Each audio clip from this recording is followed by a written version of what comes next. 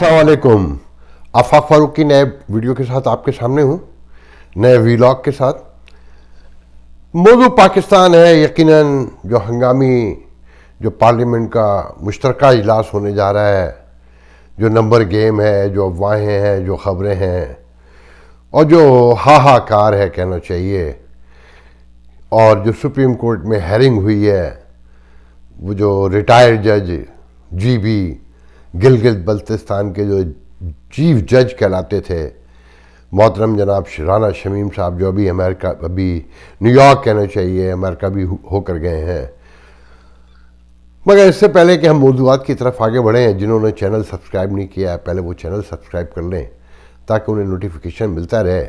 मेरे कोई दोस्त कह रहे थे कि आप जैसे लोगों के प्रोग्राम की व्यूअरशिप नहीं बढ़ती। उनका कहना था कि या तो किसी एक पार्टी के साथ खड़े हो जाओ, और जब सबके बारे में उन्हें स्टेटस को का हिस्सा करार दोगे, उन्हें इस्टेब्लिशमेंट का साथी करार दोगे, उन्हें चोर कहोगे, उन्हें बेईमान कहोगे, तो तुम्हारी व्यूअरशिप कहाँ से मिलेगी? कि अकीदतों के मारे लोग, कोई किसी के साथ है, कोई किसी के साथ है, और वो अपनी पार्टी के, अपनी क़यादत के बारे में एक लफ्ज़ भी सुनने को तैयार नहीं है। वक्त, हालात और प्रैक्टिकल लाइफ, आने वाले दिन आपको सब सिखा देंगे। भी ये बात दुरुस्त है कि अगर मेरे जैसे लोग, छोटे छोटे से लोग हैं हम, अगर हमारे कहने पे सुधरना होते तो फिर ये मज़ाहिब क्यों आते, ये निज़ाम क्यों लाए जाते? और जो लोग मज़ाहिब से नहीं सुधरे, वो अल्लाह जो हर चीज़ का सिला देता है, अच्छा भी और बुरा भी, उससे लोग नहीं घबराए तो हमसे क्या घबराएंगे? मगर अपना काम है, वो हम किए जाते हैं। शुरू करते हैं कि जनाब इस्लामाबाद हाई कोर्ट में हेयरिंग हुई अंसार अब्बासी की खबर पर, और जनाब उनसे कहा गया कि ये आपने सुप्रीम कोर्ट से, या हाई कोर्ट का जज था वो जिस पर इल्ज़ाम लगा, कि आपने हाई कोर्ट से क्यों नहीं पूछा? तो उनका जी मैं तो सिर्फ, अच्छा एक इतनी बेतरतीब खबरें छपती हैं पाकिस्तान में, कोई सीक्वेंस नहीं होता उनका। हर इदारे की तरह जर्नलिज्म भी हो गई ना, कि जी अंसार अब्बासी ने कहा कि मैंने तो पैगाम रसानी का काम किया है। मैं बहुत एहतराम करता हूँ अंसार अब्बासी का एज ए जर्नलिस्ट, नज़रियाती तौर पे बिल्कुल भी नहीं। मैं हैरान रह गया उनका जवाब सुन के। पैगाम रसानी, जर्नलिज्म का काम पैगाम रसानी तो नहीं है। तो जो माशरे में हो रहा होता है, आईना है जर्नलिज्म जो है, कि जो आप रोज़ाना करते हैं वो अखबार में या इलेक्ट्रॉनिक मीडिया पे या सोशल मीडिया पे कहना चाहिए, सब जगह मौजूद होता है कि ये है। आप वो कह रहे हैं मैं पैगाम रसानी कर रहा हूँ। अच्छा, ये जुमला उन पर और उनके इदारे पे जो इल्ज़ामात लगाए जाते हैं उसकी रोशनी में तो बड़ा मुनासिब लगा मुझे कि नवाज शरीफ से नत्थी है उनका मीडिया, जो सोशल मीडिया पे शोर है, और फ़ौज के ख़िलाफ़ है, जबकि मैं नहीं समझता कि वो फ़ौज के ख़िलाफ़ है। अंदर से उन्हीं की लाइन टो करता है। मैं बहुत सी चीज़ों का गवाह भी हूँ। तो खैर, और जो हाई कोर्ट ने बातें की, शोकाज नोटिस जारी कर दिए, ये वो अदालतें हैं जो आम आदमी को पूछती भी नहीं है, जिनके बारे में इन्हें केयर भी नहीं है। और ये जो अथर मनल्ला है ना, ये तो इफ्तिखार चौधरी का पंटर था, एक छोटा सा घटिया पंटर। उसकी गाड़ी चलाता था तहरीक बहाली अदलिया में, और ये वहाँ से सामने आया और इफ्तिखार चौधरी ने इसको नवाजा और इसे जज बनाया। ये जितने भी नेक नाम जज हैं और बदनाम जज हैं, ये आए एक ही रास्ते से हैं, सिफारिशों से, ताल्लुकात से, दोस्तियों से, इस्टेब्लिशमेंट के कहने से, सियासतदानों के कहने से। मेरिट पे एक भी नहीं है इनमें से, एक भी। तो जब वो हेयरिंग आ रही थी तो मैं हैरानी से देख रहा था कि न सर था न पैर था, और सिर्फ अपनी लंतरानियाँ थीं कि अंसार अब्बासी को भी उठाया जा रहा है कि वो बहुत बड़ी शय खबर देकर। खबर क्या है? उसमें कोई खबरियत नहीं है کہ ایک جج جو ریٹائر ہو گیا، جب وہ مرد کا بچہ تو جب تھا نا اس وقت بولتا، اور سب کو پتہ ہے کہ وہ نواز شریف کا لایا ہوا جج تھا، نواز شریف کی ان پہ مہربانیاں تھیں، نواز شریف کا ابھی بھی نوٹری پبلک یوز کر رہا ہے، نواز شریف سے اس کی ملاقات کی خبریں کنفرم ہیں، اس کے بیان کی اوقات کیا ہے۔ خیر، ہم آگے بڑھتے ہیں اس جملے کے ساتھ کہ جو کچھ بھی ہو رہا ہے اس ملک میں، اس میں آپ ذرا چیزوں کو غور سے دیکھیں۔ یہ عدلیہ، یہ میڈیا، یہ فوج، یہ سیاستدان جو 70 سال سے کر رہے تھے نا، 74 سال سے، اور عام آدمی کو مار رہے تھے، یہ مل کے، کبھی لڑ کے، کبھی مل کے، کبھی دو پارٹیوں ایک طرف ہو جاتی ہیں، کبھی تین ایک طرف ہو جاتی ہیں، کبھی چاروں ایک ساتھ مل جاتے ہیں۔ پورا ذرا غور سے سیاسی منظر دیکھیے پاکستان کا 74 سال کا، تو آپ کو میری بات سمجھ میں آئے گی۔ مگر سوشل میڈیا نے ان سب کو ایک ایک کر کے، یعنی کہ واٹس ایپ پر، فیس بک پر، ٹویٹر پہ یا میسنجر میں، جہاں 100 لوگ جمع ہوتے ہیں گروپ کے نام پہ، جسے میں چوک کہتا ہوں، ان سب کو ایک ایک کر کے ان کے کپڑے اتار کے ننگا کر کے سڑک پہ کھڑا کر رکھا ہے وہاں۔ ARY ہو، جیو ہو، ایکسپریس ہو، اور ایک نام لیجئے، یا سیاستدانوں میں کسی ایک کا نام لیجئے، یا فوج کا نام لیجئے، یہ عدلیہ کا لیجئے۔ عدلیہ کا تو کمال یہ ہے کہ فوج بھی اس کے خلاف ہے، سیاستدان بھی اس کے خلاف ہے، میڈیا بھی اس کے خلاف ہے، اور کہیں میڈیا ملا ہوا بھی ہے، جڑا ہوا بھی ہے۔ مگر ان سب کو ایک ایک کر کے سوشل میڈیا نے ننگا کر کے، ان کے کپڑے اتار کر، ان کی ستھن اتار کے ایک طرف کھڑا کر دیا ہے۔ ان میں سے کسی کی کوئی کریڈینشل نہیں ہے۔ میں ہمیشہ سے کہتا رہا ہوں کہ میرے ایک بہت اچھے دوست، ایک وقت کے بڑے اچھے دوست، ایسی صحافت کی بات ہو رہی تھی اسلام آباد سے کہ کون لیڈ کسے کرتا ہے، تو انہوں نے کہا تھا کہ انصار عباسی ہمارا نظریاتی دشمن ہے۔ مخالف کہنا چاہیے، دشمن کا لفظ تو غلط ہے، مگر اس کا کریکٹر ہے، وہ کسی حوالے سے بدنام نہیں ہے، اپنے نظریے کے ساتھ جیسا بھی ہے، اور ہر آدمی کا حق ہے۔ مگر جو سیکولر، لبرل، ماڈرن میڈیا کو اسلام آباد میں ریپریزنٹ کرتا ہے، وہ کرپٹ ہے۔ میں نام نہیں لوں گا اس کا، تو اس نے کہا بس یہ فرق ہے۔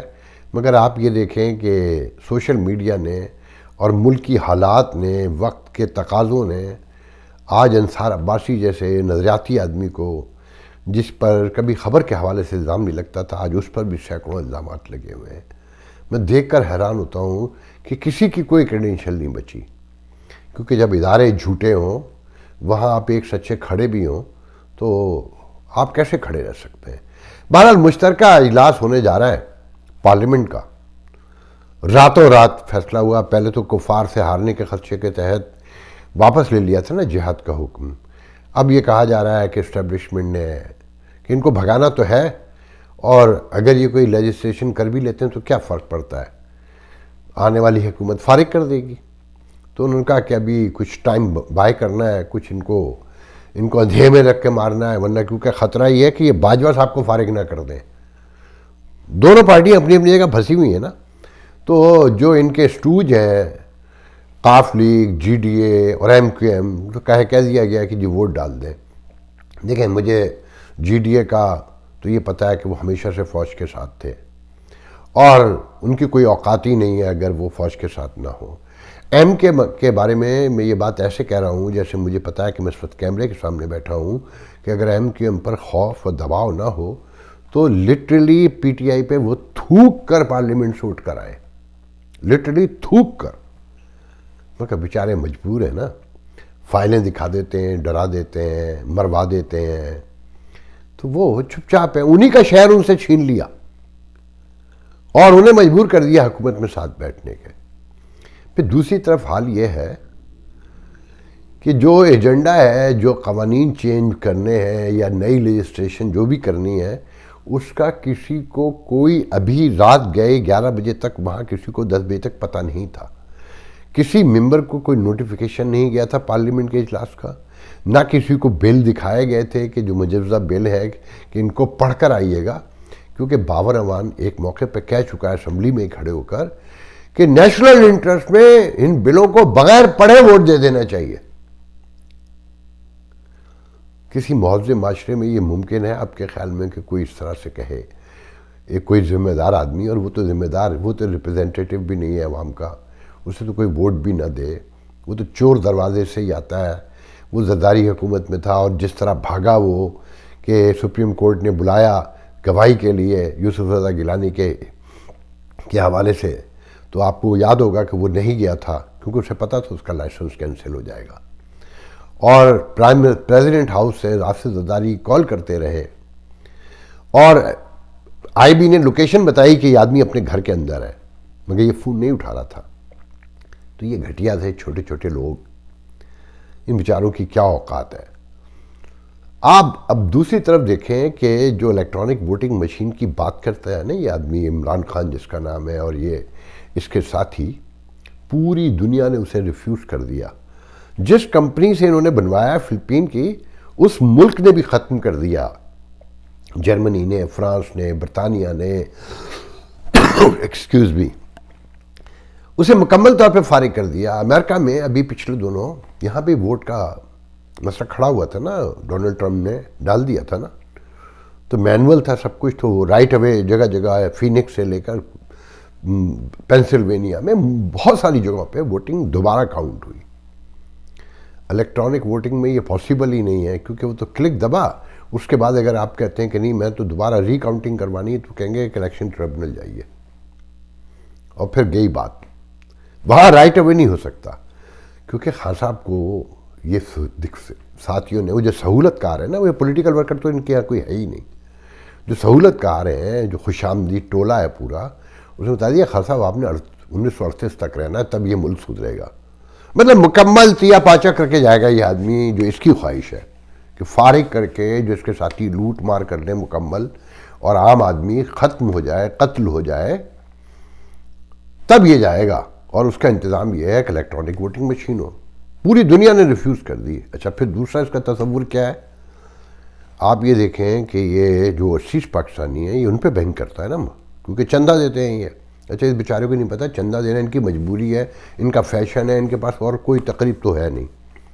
یا تو یہ مسجد جاتے ہیں مگر اندر خواہشات بھی ہیں، مگر سماج سے ڈرتے ہیں، تو انہوں نے گانا بجانا، کھانا پینا سب چندے کی آڑ میں کرنا ہوتا ہے، کیونکہ ان کے درمیان کوئی بڑی تنظیمیں نہیں ہیں، کوئی بڑے پلیٹ فارم نہیں ہے، اور کوئی ڈائریکشن بھی نہیں ہے، کوئی سوچ بھی نہیں ہے. پیسے آ گئے ہیں، پتہ کچھ نہیں ہے، پیسے آ گئے ہیں، 12 گھنٹے کام کرتے ہیں معلومات کے لیے یا آگے بڑھنے کے لیے، تو نالج بھی چاہیے نا، تو وہ ہے نہیں ان کے پاس.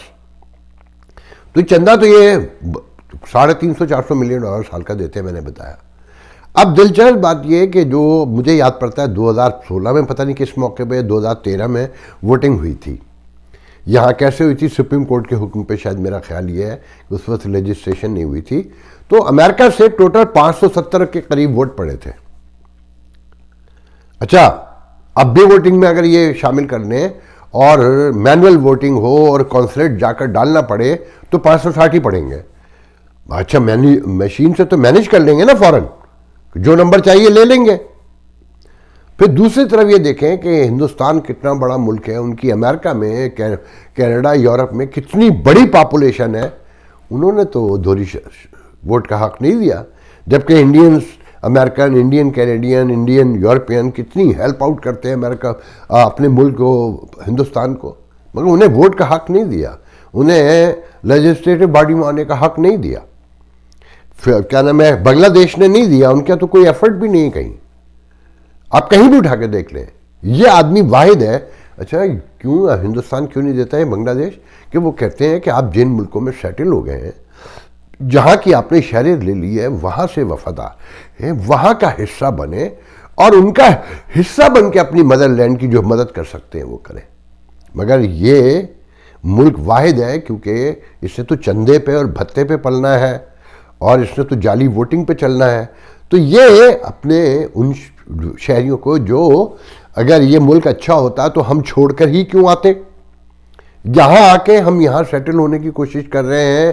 ہمارے بچے تو ہو چکے ہیں، اگر ووٹ دینا بھی ہے تو میں نے دینا ہے نا، یا میری وائف نے دینا ہے، باقی تو میرے بچوں کو تو پتہ ہی نہیں ان کے بارے میں.